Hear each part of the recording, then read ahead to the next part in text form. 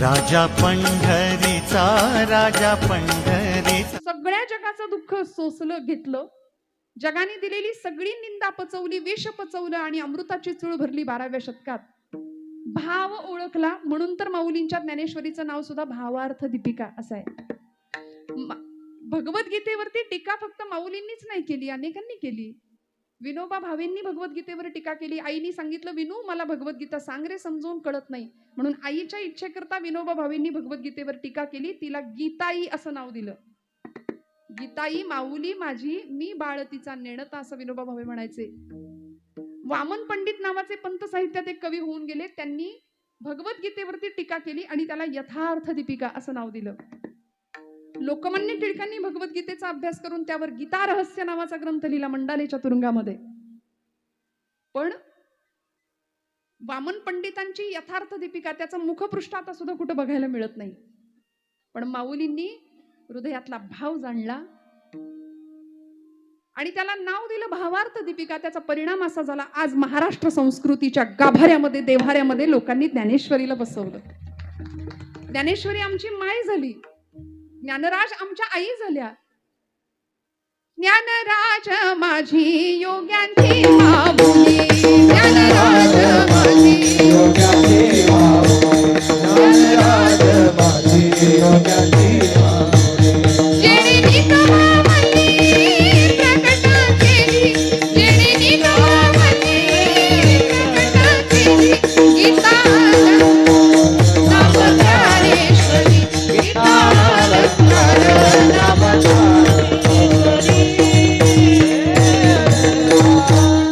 ज्ञानराज माझी योग्यांची माऊली. किती सुंदर ती अक्षरे नवती देखा ब्रह्म साम्राज्य दीपिका, अर्जुनाला चित कळिका प्रगटली असे. का हो, माऊलींनी भाव जाणला.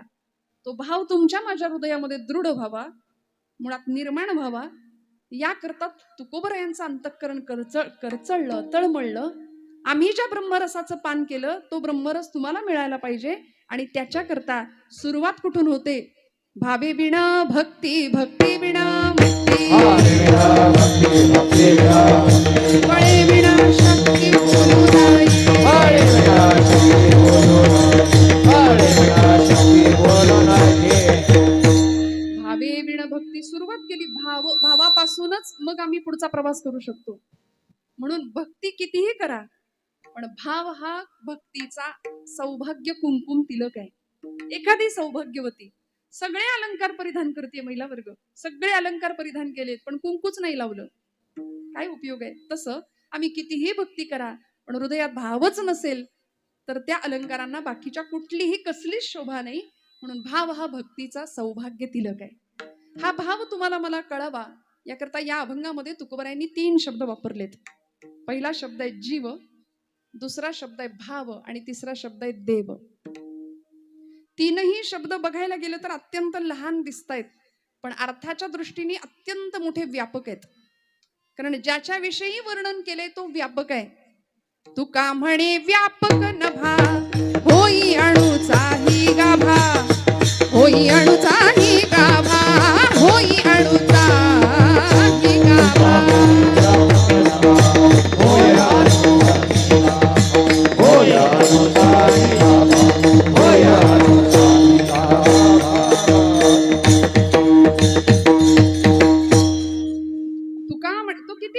भगवंत अखिल कोट ब्रह्मांडाचा नायक आम्ही त्याला म्हणतो. श्रीमद भागवतकारांनी, व्यास महर्षींनी भागवताच्या मंगल चरणामध्ये त्याचं सामर्थ्य सांगितलंय. सच्चिदानंद रूपाय हे त्याचं रूप सांगितलंय, स्वरूप. विश्वोत्पत्त्यादि हेतवे हे त्याचं सामर्थ्य सांगितलंय. आणि तापत्रय विनाशाय श्रीकृष्णाय वयन्नुम, तापत्रय विनाशाय हा त्याचा स्वभाव सांगितला. पण सामर्थ्य काय? भगवंत कोण आहे? विश्वोत्पत्त्यादि हेतवे. म्हणून तो जो देव शब्द वापरलाय ना त्यामध्ये दिव हा धातू आहे. दिव म्हणजे प्रकाश. जो प्रकाशमय आहे तो भगवंत आहे. आणि ज्या जीवाचा उल्लेख तुकोबराय करतात त्या जीवाचा देवाशी असलेला संबंध काय आहे? 3 प्रकारचे संबंध आहेत जगामध्ये. पहिला संबंध आहे जन्मजात संबंध, जो आईशी लेकराचा असतो, मुलाचा असतो. वेळ आली, प्रसंग आला तर तो संबंधही तुटून जातो म्हणाले. बघा ना, लेकरू मोठं झालं, पंख फुटले त्याला, 4-2 गोष्टी कळायला लागल्या की जो मुलगा आई आई आई करत असतो काही दिवसांनी विचारतही नाही आई वडिलांना. त्यामुळे हा जन्मजात संबंध सुद्धा संपू शकतो. दुसरा संबंध आहे प्रस्थापित संबंध, जो निर्माण केलेला असतो. निर्माण केलेलं नातं, मानलेला भाऊ, मानलेली बहीण, मानलेला मित्र. पण आजचे सख्खे मित्र उद्याचे कट्टर शत्रू होतात की नाही काही सांगता येत नाही. विधभर जमिनीच्या तुकड्यासाठी एकमेकांचे खून पाडतात. जरा काही अहंकार नावाचा दोष निर्माण झाला की प्रचंड द्वेष, मत्सर, ईर्ष्या या विकारांनी ग्रस्त माणूस होतो आणि प्रचंड मोठा घात जीवनाचा करून घेतो, स्वतःच्याही आणि दुसऱ्याच्याही. म्हणून प्रस्थापित नातंही काही महत्वाचं नाही, संबंधही महत्वाचा नाही. पण तिसरा संबंध असा आहे की जो गीतेच्या 15व्या अध्यायामध्ये भगवंत सांगतात, ममैवांशो जीवलोके जीवभूत सनातनः मनःषष्ठाणि इंद्रियाणि प्रकृतिस्थानी कर्षति. सनातन शब्द वापरला भगवंतांनी. तिसरा संबंध आहे जीवाचा आणि देवाचा.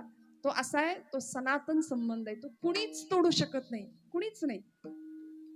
देव कसा आहे? अगदी साधर्म्य आहे बघा जीवामध्ये आणि देवामध्ये. देव सर्वत्र आहे, सदा आहे, सम आहे. देव अजर आहे, अव्यय आहे. जाणे अजमी अजर माऊली म्हणते, अक्षमी अक्षर अपूर्व मी अपार स्वानंद मी. जाणे अजमी अजर. माऊलींनी सांगितलं, मी कोण आहे? मी अजर, अक्ष, मी अक्षर, सर्व साक्षी, सर्वज्ञ आहे भगवंत, अविनाशी आहे. तसा जीव सुद्धा अविनाशीच आहे. जीव अविनाशी आहे, जीवाचा नाश होत नाही. हा देह नश्वर आहे, पण देह संपल्यानंतर जीव पुन्हा एकदा नवीन देह धारण करतो. भगवंत सांगतात, वासंसी जीर्णानि यथा विहाय नवानि गृह्णाति नरोपराणि. जैसे जीर्ण वस्त्र सांडिजे मग नूतन वेढीजे, तैसे देहांतराते स्वीकारिजे चैतन्यनाथे. आहे की नाही? जीव नवीन देह धारण करतो. त्यामुळे जीवही अविनाशी आहे, देहही अविनाशी आहे, देवही अविनाशी आहे. देव सिंधू आहे, जीव बिंदू आहे. देव बिंब आहे, जीव प्रतिबिंब आहे. देवाचे सगळे गुण आमच्याकडे येऊ शकतात आम्ही जर त्या दिशेने प्रवास केला तर. पण आमची अडचण अशी आहे की आम्ही त्या वाटेला जातच नाही. देवत्वाच्या दिशेने प्रवास करणारी माणसं खूप कमी असतात. काय लागतं? परवा मी रस्त्याने चालले होते बरं का, आणि एक मूर्तिकार मूर्ती घडवत होता. अत्यंत ओबडधोबड टोकेरी दगड तिथे पडले होते. आणि मी त्या मूर्तिकाराला विचारलं, म्हटलं, बाबा एवढा ओबडधोबड टोकेरी दगड, त्याच्यातनं इतकी सुंदर वरदविनायकाची माझ्या मंगलमूर्तीची मूर्ती तुम्ही करतायच कशी? माझा आपला वेड्यासारखा प्रश्न होता. ते बाबा म्हणले, तुझ्या भाषेत सांगू का? म्हटलं सांगा. ते म्हणाले, अगं त्या दगडामध्ये आधीच मूर्ती आहे, त्या दगडामध्ये आधीच मूर्ती आहे. फक्त मी काय केलं, छिन्नी आणि हातोड्याच्या सहाय्याने त्या दगडाला नको असलेला भाग काढून टाकला, आतमध्ये मूर्ती तयार झाली आपोआप. छिन्नी हातोड्याचा घाव करी दगडाचा देव, खाई दैवाचे तडाखे त्याचं माणूस हे नाव. विठ्ठल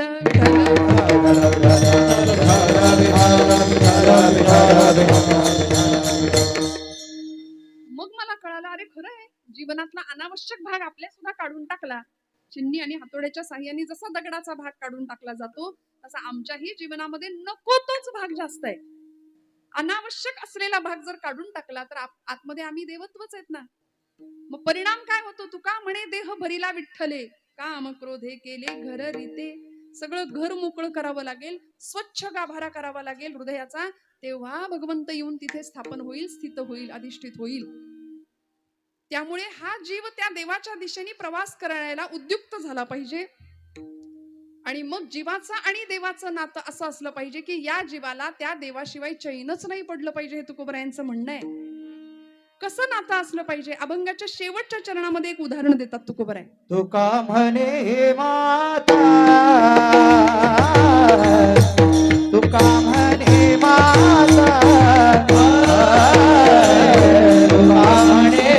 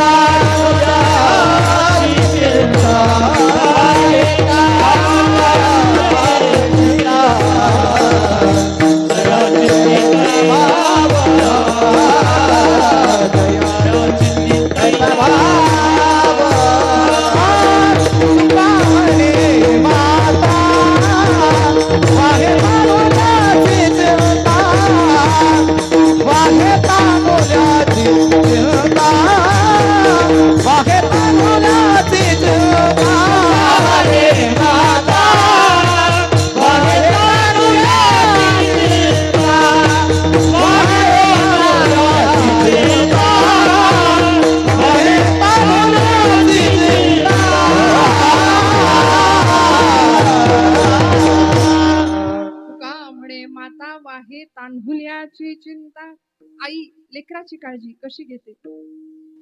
महाराजांनी दृष्टांत दिला आईचा आणि लेकराचा. लहान लेकरू सगळ्यांना प्रिय असतं, असतं की नाही.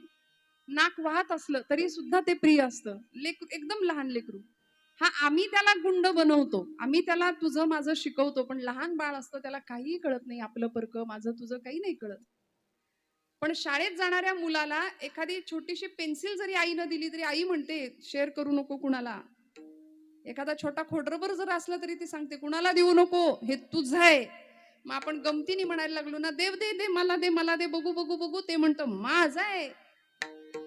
आणि हे माझे पण इतकं भिंत रक्तात की हळूहळू हळूहळू मोठा झाल्यावर सुद्धा अशा आम्ही बांधावर उभं राहतो आणि तो डोंगर ते झाड दाखवतो येणाऱ्या पाहुण्याला आणि म्हणतो तो डोंगर दिसतोय तिथपर्यंत सगळं माझं आहे. हे माझं इतकी माझेपणाची सवय लागते. ती धरणी माता आपल्यावर हसते, ती म्हणते बाई ग, याचा पणजा सुद्धा हेच म्हणायचा, याचा आजा सुद्धा हेच म्हणायचा, हे माझं आहे माझं आहे. आजा गेला पणजा गेला, सगळेच त्या मार्गाने चालले तरी सुद्धा याचे डोळे उघडत नाही. हे माझं ते माझं ते माझं करता करता. लहान मूल खूप निरागस असतं, त्याला तो भेद आम्ही शिकवतो, आम्ही शिकवतो. पण लहान मूल सगळ्यांना जसं प्रिय असतं ना, पण ते त्याच्या आईला जास्त प्रिय असतं. पण मुलाचं आणि आईचं नातं सुद्धा कुठपर्यंत आहे, थोडेसे पंख फुटले की मग तेच मूल आईला विचारतं काय केलं माझ्यासाठी. स्वामी विवेकानंदांनी सुद्धा चटकपटक बोलण्याचा त्यांच्या चरित्रात त्यांनी उल्लेख केलाय की आम्ही मोठे झालो आणि 16-17 वर्षाचं वय लागलं, थोडासा जरा बाहेरचा वारा लागला, पंख फुटले की आत्ताची ही मुलं प्रश्न विचारतात बघा आई वडिलांना, तुम्ही आमच्याकरता काय केलं. सगळं करा त्यांच्याकरता, पण तरीही हा प्रश्न विचारणार. म्हणून ब्रह्मचैतन्य गोंदवलेकर महाराज फार सुंदर सांगतात, बाबा रे, प्रपंचासाठी कितीही करा, कुणीच म्हणणार नाही केलं म्हणून. महिला वर्ग म्हणतं का कुणी. रांधा वाडा उष्टी काढा, सगळ्यांचं सगळं करा, कुणी म्हणतं का केलं नाही. महाराज म्हणतात माझ्या रामा करता एवढंसं करा, माझ्या मंगलमूर्ती करता एवढंसं करा. देव लक्षात ठेवतो, प्रपंच लक्षात नाही ठेवत, पण परमेश्वर लक्षात ठेवेल. त्यामुळे या मुलाचं आणि या आईचं नातं सुद्धा फार काळ टिकत नाही. थोडा मोठा झाला की संपतं. स्वामीजी म्हणायचे आम्ही आमच्या आई वडिलांना प्रश्न विचारला होता, मी माझ्या वडिलांना प्रश्न विचारला, बाबा तुम्ही माझ्यासाठी काय केलं. आणि आई वडील कसे असतात बघा, महापुरुष का घडले. ज्या महापुरुषांनी आईवर प्रेम केलं ना, ती माणसं घडली. ज्या महापुरुषांनी आई वेडी माणसं होती ना, तीच माणसं घडली, त्यांनीच इतिहास घडवला. म्हणून मी माझ्या तरुण भावंडांना नेहमी सांगते, तुम्हाला जर कोणी प्रश्न विचारला ना, जगातली सगळ्यात सुंदर स्त्री कोण, तर छातीवर हात ठेवून डोळे झाकून उत्तर द्या, माझी आई. माझ्या आई इतकं या जगात सुंदर कोणी असूच शकत नाही. कारण भारतीय संस्कृतीने बाह्य सौंदर्यापेक्षा आत्मिक सौंदर्याला खूप महत्व दिलं. श्रोते हो, 4 पुस्तकं कमी शिकली असेल, नाही तिला वाचता येत, नाही 4 चौघात बोलता येत, थोडा संकोच वाटत असेल, पण माझी आई अडाणी असं कधीच म्हणायचं नाही. कारण जगाचं अनुभवांचं सगळं विद्यापीठ तिच्या रूपाने घरात वावरतं आपल्या, कधीच नाही अशिक्षित. स्वामीजी म्हणाले माझ्या वडिलांना, आईला मी प्रश्न विचारला, आई म्हणाली नरेंद्रा तुला उत्तर पाहिजे ना, आतल्या घरातला जो मोठा कपाटाचा आरसा आहे ना, त्या आरशासमोर जाऊन उभा राहा, तुला तुझ्या प्रश्नाचं उत्तर मिळेल. स्वामीजी म्हणाले मी गेलो, आरशासमोर उभा राहिलो आणि टचकन डोळ्यात पाणी आलो. मिळालं ना उत्तर, उत्तर मिळालं. एवढा सुंदर सशक्त प्रचंड असा बलदंड देह, अलौकिक बुद्धिमत्ता, देखणी शरीरी यष्टी आणि काम करण्याची इच्छाशक्ती, स्वतःच्या कर्तृत्व शक्तीवर पूर्ण विश्वास, यापेक्षा आई वडिलांनी काय ठेवायचं असतं मागे, काय ठेवायचं असतं. पण आमचं असं असतं, आम्हाला काही मिळालं नाही ते आमच्या लेकरांना मिळू दे. आम्हाला नाही मिळाली गाडी, त्याला 4 चाकी घेऊया, कसलीही पात्रता नसताना मग आमची मुलं गाडीवर स्वार होतात, वाऱ्याच्या वेगाने गाड्या पळवतात. त्याचा परिणाम असा होतो, मी बऱ्याचदा असं सांगते की आम्ही एका विशिष्ट धुंदीमध्ये, माझी तरुण पिढी, तरुण भावंड वेगात गाड्या धावतात. आम्हाला असं वाटतं की आम्ही खूप डॅशिंग, आम्ही खूप स्मार्ट, आम्ही खूप हँडसम दिसतो. मी म्हणते आपण हँडसम नाही, आपण मूर्ख दिसतो. कारण 9 महिने 9 दिवस पोटात वाढवायचं, वागवायचं, प्राणांतिक यातना सहन करून जन्माला घालायचं आणि मग हे सगळं करून होत्याचं नव्हतं होऊन काही सेकंदात मूल जर समोर येत असेल तर यापेक्षा दुर्दैव काय आई वडिलांचं. मला सांगायचंय, तुकोबराय उदाहरण देतात आईचं आणि बाळाचं, पण वेळ आली, प्रसंग आला तर त्या बाळाला ती आई सुद्धा दूरची वाटते. माऊलींनी आईच्या आणि लेकराच्या दृष्टांतासाठी खूप ओव्या वापरल्या. लढे याची या बालका किरीटी, गवसणी करुणी स्नेहाची दिठी आणि खेळता पाठोपाठी माऊली धावे. आई बाळाचं कसं संगोपन करते, कसं सांभाळते.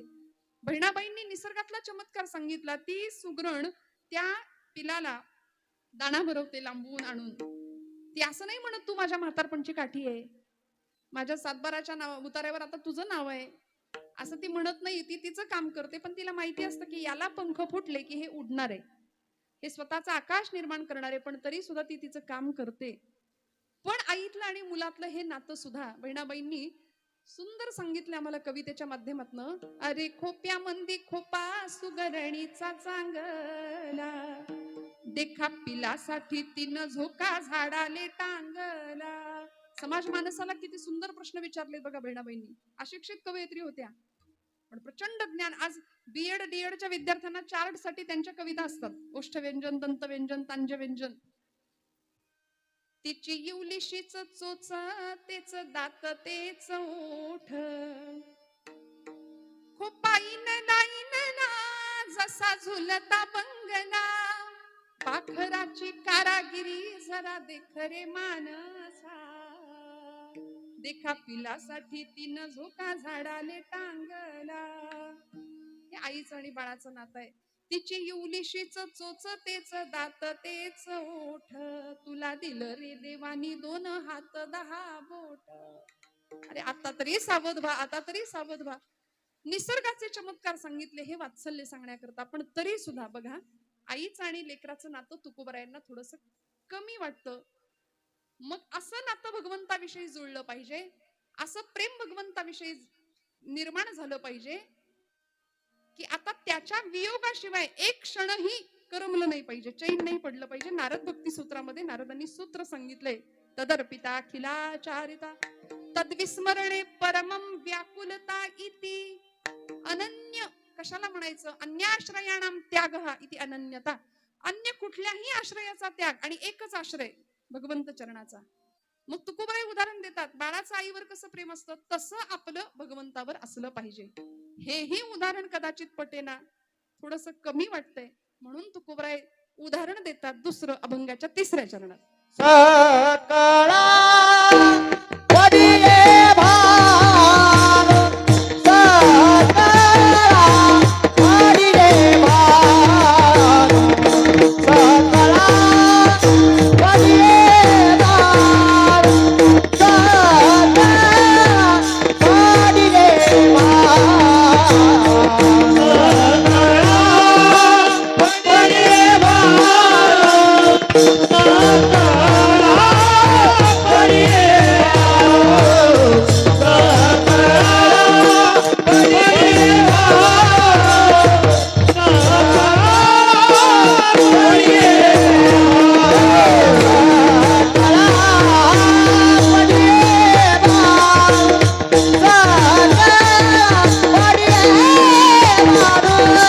सकळा